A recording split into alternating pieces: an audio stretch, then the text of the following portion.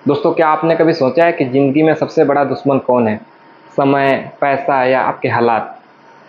असल में आपके दुश्मन हैं आपके बिलीफ सिस्टम्स, आपके डिसीजंस और जो आपके हैबिट्स हैं। आज हम बात करने वाले हैं टोनी रॉबिन्स के book awaken the giants within के बारे में।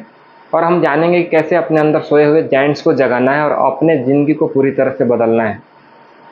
टोनी रॉबिन्स कहते हैं कि आपके किस्मत आपके हालात से नहीं बल्कि आपके डिसीजन से बनती है। एक डिसीजन आपके पूरी ज़िंदगी को बदल सकता है। एग्जाम्पल के तौर पर एक इंसान डिसाइड करता है कि रोज़ हमें सुबह 5 बजे उठना है, अपने फ्यूचर को लेकर के सीरियस रहना है, सही से मेहनत करना है। और वही कोई दूसरा इंसान है जो डिसाइड करता है कि वो नेटफ्लिक्स पर और मोबाइल पर घंटों समय बर्बाद करना है। तो दोनों का फ्यूचर अलग अलग होगा। एक सक्सेसफुल बनेगा और एक हमेशा लाइफ में स्ट्रगल करते रहेगा, क्योंकि डिसीजन सेव डेस्टिनी। इसलिए अगर आपको अपने जायंट्स को जगाना है तो सबसे पहला कदम है कि सही डिसीजन लेना। आप अपने लाइफ में अगर सही डिसीजन लेंगे तो सही राह से चलेंगे तो आपको सही चीज़ें मिलेंगे। आपको एक छोटा सा कहानी बताते हैं जो एलिफेंट वाली, जिन्हें बचपन से जंजीरों में बांध दिया जाता है और वो भागने की कोशिश करता है, लेकिन उस टाइम वो भाग नहीं पाता है।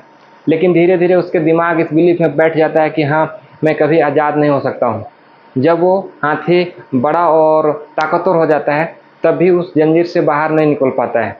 तो क्या सोचते हैं कि वो उसके पास ताकत नहीं था उस जंजीर से बाहर निकलने के लिए, उसके पास ताकत था उस जंजीर से बाहर निकलने के लिए, लेकिन उसके जो बिलीफ बन चुके थे कि हम इस जंजीर से बाहर नहीं निकल सकते हैं, इसलिए वो नहीं निकल पाया। उसकी बिलीफ वैसा बन गए थे। ठीक वैसे ही हमारी ज़िंदगी में भी छोटे छोटे पुराने जो एक्सपीरियंसेस होते हैं, जो अनुभव होते हैं, वो हमें मनाने पर मजबूर कर देते हैं कि हम उस चीज़ को नहीं कर सकते हैं। लेकिन सच्चाई ये है कि आपके अंदर वो ताकत पहले से मौजूद है, बस आपको अपने बिलीफ को बदलने की ज़रूरत है। जब आप बदल देंगे तो आप अपने सुपर पावर को जगा लेंगे। इंसान के पास जो डिसीजंस होते हैं दो चीज़ों के ऊपर आधारित होते हैं, एक पेन एक प्लीजर। कोई भी इंसान कुछ करता है तो पेन और प्लीजर के बेस पर करता है। अगर आपको किसी आदत को छुड़ाना है तो उसे हैबिट से जोड़ दो और अपने दिमाग में ऐसे सोचो कि अगर मुझे स्मोकिंग छोड़ना है तो सोचिए कि अगर आपकी सेहत, आपके परिवार और आपके सपनों को बर्बाद कर रहा है, इसको पेन से जोड़ेंगे तो आप ऑटोमेटिक स्मोकिंग को छोड़ देंगे। वैसे ही अगर हेल्दी को अपने लाइफ स्टाइल में अपनाना है तो उससे जुड़े हुए प्लीजर को इमेजिन करो कि आपके सेहत, आपके आत्मविश्वास और आपकी लंबी उम्र होगी। तो पेन और प्लीजर को हमेशा यूज़ करना है, क्योंकि पेन और प्लीजर को कंट्रोल करना सीख गए तो आपकी ज़िंदगी आपके कंट्रोल में आ जाएंगे। हमारी आइडेंटिटी हमारे डिसीजंस को कंट्रोल करती है। अगर कोई कहे मैं तो लेजी इंसान हूँ तो उसका दिमाग वही प्रूव करने लगता है, लेकिन अगर कोई कहे कि मैं डिसिप्लिन इंसान हूँ तो वो उसी तरह से एक्ट करने लगेगा। याद रखिए, आपकी आइडेंटिटी अस्थायी नहीं है, आप जब चाहें इसको बदल सकते हैं। अगर आपको परमानेंट चेंज चाहिए तो इसके लिए आपको आइडेंटिटी बदलना होगा। अपने आप को उस इंसान की तरह से देखें जो आप बनना चाहते हो, फिर आपके हैबिट्स और आपके एक्शंस उसी आइडेंटिटी को फॉलो करने लगेगा। अब सोचो, आज आप क्या डिसाइड कर सकते हैं? डिसाइड करें कि मोबाइल स्क्रॉलिंग कम कर देंगे, मोबाइल कम यूज़ करेंगे, अपना एक गोल बनाएंगे। डिसाइड करेंगे कि रोज़ कम से कम 30 मिनट अपने सेल्फ एजुकेशंस को देंगे। डिसाइड कीजिए कि हेल्थ को प्रायोरिटी देंगे। याद रखिए, डिसीजंस तभी डिसीजंस कहलाते हैं जब आप अपना एक्शन लेते हैं। सो इस किताब का पहला लेसन है कि डिसीजन सेव डेस्टिनी। और आपके आज के जो छोटे छोटे डिसीजंस हैं वो आने वाले कल को डिफाइन करते हैं। आप जैसा आज एक्शंस लेते हैं, आप जो डिसीजंस लेते हैं, वैसे ही आपका फ्यूचर्स बनेगा। इसीलिए अच्छा बिलीफ बनाएं। अगर अच्छा बिलीफ बनाएंगे, पॉजिटिव बिलीफ बनाएंगे तो पॉजिटिव चीज़ें होंगे। तो नेक्स्ट हम सीखेंगे कि अपने इमोशंस पर कंट्रोल कैसे किया जाए, क्योंकि अगर इमोशंस आपके कंट्रोल में नहीं है तो आपकी ज़िंदगी भी आपके कंट्रोल में नहीं होगी। आपकी ज़िंदगी की क्वालिटी आपके इमोशंस की क्वालिटी पर निर्भर करती है। सोचिए, अगर आपके पास सब कुछ है, पैसा है, घर है, गाड़ी है, लेकिन अगर आपके इमोशंस नेगेटिव हैं तो आप खुश नहीं रह सकते हैं। और अगर आपके पास रिसोर्सेस कम भी हैं लेकिन आपके इमोशंस पॉजिटिव हैं तो आप खुश रहेंगे और प्रोग्रेस भी करेंगे। आप सोचते हैं कि हमारे पास सब कुछ है, हम कर लेंगे, पॉजिटिव चीज़ों पर फोकस करेंगे तो आप हमेशा पॉजिटिव करेंगे। यानी असली गेम है इमोशनल मास्टरी का। इसलिए हमेशा पॉजिटिव चीज़ों के बारे में सोचें। आपका इमोशंस बदलने का सबसे खास तरीका है अपने फिजियोलॉजी को बदलो। मतलब अपना बॉडी लैंग्वेज, आपका पोस्चर, आपके ब्रीदिंग, ये सब अगर करते हैं तो आपका ऑटोमेटिक चेंज दिखने लगेंगे। अगर आप अपने आप को डिप्रेस्ड इंसान की तरह बैठेंगे, झुकी हुई पीठ, धीमी सांसें लेंगे, नीचे की ओर झुकते हुए रहेंगे तो आपका दिमाग भी डिप्रेस महसूस करेगा।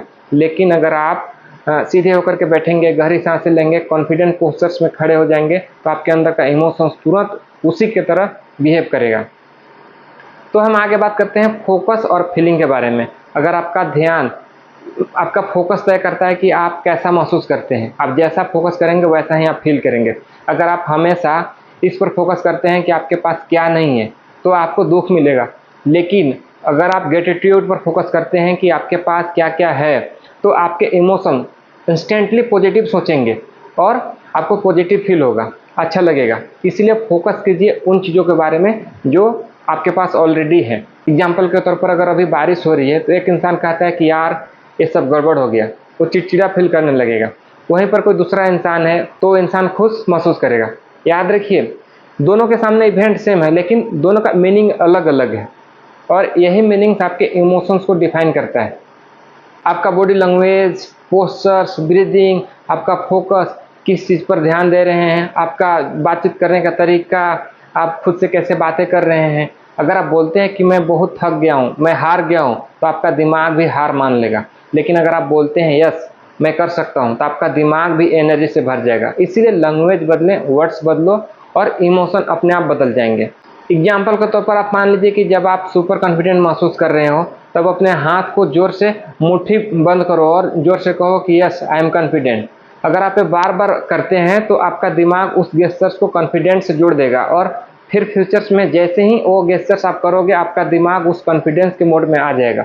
ये टेक्निक आपको किसी भी समय नेगेटिव स्टेट से बाहर निकलने में मदद कर सकता है और आपको बाहर निकाल सकता है। हाँ, आपकी बाहरी हालात आपके कंट्रोल में नहीं है लेकिन आप उस पर कैसे रिएक्ट करते हैं ये हमेशा आपके कंट्रोल में है। अगर कोई आपको गाली दे और आप चाहो तो उस समय गुस्सा कर सकते हो या आप चाहो तो उसको इग्नोर करके मुस्कुरा सकते हो। तो अभी हमने सीखा कि डिसीजंस ही हमारी किस्मत तय करती है। पेन और पोस्चर्स ही हमारे इंसान के एक्शंस को ड्राइव करते हैं और हमने ये भी जाना कि इमोशन को कैसे इंस्टेंटली बदला जा सकता है।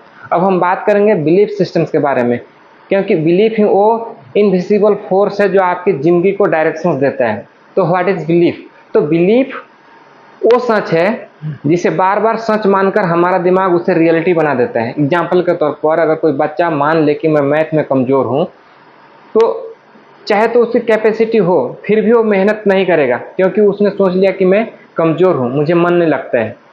अगर वही बच्चा मान ले कि मैं सीख सकता हूँ तो उसने पूरी एनर्जी उस डायरेक्शन में लगाना शुरू कर देगा। तो ये बिलीफ कैसे बनते हैं? एक्सपीरियंस से, रिपीटिशन से और आपके जो एनवायरनमेंट हैं, आपके जो माहौल है उनसे।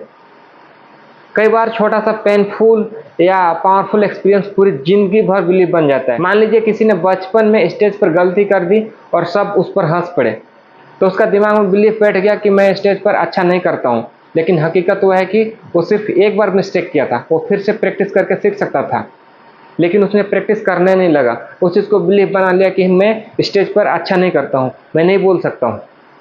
हमारे पास दो तरह के बिलीफ होते हैं, एक एम्पावरिंग बिलीफ जो हमें आगे बढ़ाता है और एक लिमिटिंग बिलीफ जो हमें आगे बढ़ने से रोकता है। अगर आपको अपने अंदर के पावर को जगाना है तो सबसे पहले अपने लिमिटिंग बिलीफ को तोड़ना होगा, उसे हटाना होगा। ऐसे एग्जाम्पल खोजिए जो गलत साबित करे और उसको आप रिपीट करें। पुराने बिलीफ की जगह नया एम्पावरिंग बिलीफ को डालें। एक आपको कहानी छोटा सा और बताते हैं। 1954 में ऐसा कहा जाता था कि 1 माइल 4 मिनट से कम समय में नहीं दौड़ा जा सकता है। 1 माइल के बराबर होता है 1.6 किलोमीटर, तो मतलब 4 मिनट से कम में नहीं दौड़ा जा सकता है। इसको डॉक्टर ने भी कहते थे कि ऐसा करना इंसान की बॉडी के लिए खतरनाक होगा। लेकिन एक रोजर बैनिस्टर नाम के इंसान ने उसको 3 मिनट 59 सेकंड में पूरा कर दिया था और जैसे ही उसका बिलीफ टूटा अगले 1 साल में दर्जनों एथलीट्स ने उस रिकॉर्ड को फिर से तोड़ दिए। सच्चाई ये है कि हमें मसल्स, हमारा शरीर नहीं रोकता है बल्कि हमारा बिलीफ जो है वो आगे बढ़ने से रोकता है। अब सवाल है कि आप कौन से नए बिलीफ्स अपनाएंगे? क्या आप मानेंगे कि आप डिसिप्लिन बन सकते हैं? क्या आप मानेंगे कि आप फाइनेंशियल फ्रीडम पा सकते हैं? क्या आप मानेंगे कि आप अपनी हेल्थ बदल सकते हैं? याद रखिए, जब आपका बिलीफ बदलता है तो आपकी आइडेंटिटी भी बदलती है। आइडेंटिटी बदलती है तो आपके हैबिट्स भी बदलते हैं और हैबिट्स बदलती है तो आपकी किस्मत ऑटोमेटिक बदलने लगती है। तो हमने अभी सीखा बिलीफ की रियलिटी को शेप कैसे करते हैं। अब हम समझेंगे कि वैल्यू और रूल्स का खेल। वैल्यू क्या है? वैल्यू वो चीज़ है जो आप जिंदगी में सबसे ज़्यादा इंपॉर्टेंस देते हैं। कुछ लोग बोलते हैं कि मेरे लिए पैसा सबसे ज़रूरी है, कुछ लोग कहते हैं कि हेल्थ हमारे लिए सबसे इम्पोर्टेंट है, कुछ लोग कहते हैं कि रिस्पेक्ट, फैमिली का ग्रोथ और स्पिरिचुअलिटी को सबसे अहम मानते हैं। आपकी वैल्यू तय करते हैं कि आप डिसीजंस कैसे लेते हैं। Your value are the ultimate driver of your destiny. आपका जैसा सोच रहेगा, आपके जिस चीज़ों को इम्पोर्टेंस ज़्यादा रहेगा, उसी चीज़ को आप करने के लिए आगे बढ़ेंगे। वैल्यू दो तरह के होते हैं, एक मूविंग टुवार्ड्स वैल्यू जो हमें खींचती है, जैसे लव के तरफ, हैप्पीनेस के तरफ, सक्सेस के तरफ, ग्रोथ के तरफ, और दूसरा moving away from the value जिसे हम भागना चाहते हैं, जैसे रिजेक्शंस, फेलियर, पेन और लोनलीनेस की तरफ। अगर आपके पास क्लियरिटी नहीं है कि आपको कौन सी वैल्यू आपके लिए सबसे ऊपर है, तो आप अपनी लाइफ में हमेशा कन्फ्यूजन में ही जिंदगी जिएंगे। याद रखिए, आप रस्सी से बंधे हुए हाथी नहीं हैं, आप अपनी जिंदगी के क्रिएटर हैं। आज से अपनी शक्ति को अपनाओ, अपने भीतर के जायंट्स को जगाओ और वो इंसान बनो जो सिर्फ अपनी नहीं बल्कि पूरी दुनिया की जिंदगी बदल दे। तो इस वीडियो में बस इतना ही, फिर मिलते हैं किसी अगले वीडियो में। तब तक के लिए थैंक यू, जय हिंद। अगर चैनल को सब्सक्राइब नहीं किए होंगे तो सब्सक्राइब कीजिएगा। अगर आपको कोई सजेशंस है तो कमेंट बॉक्स में कमेंट भी कीजिएगा।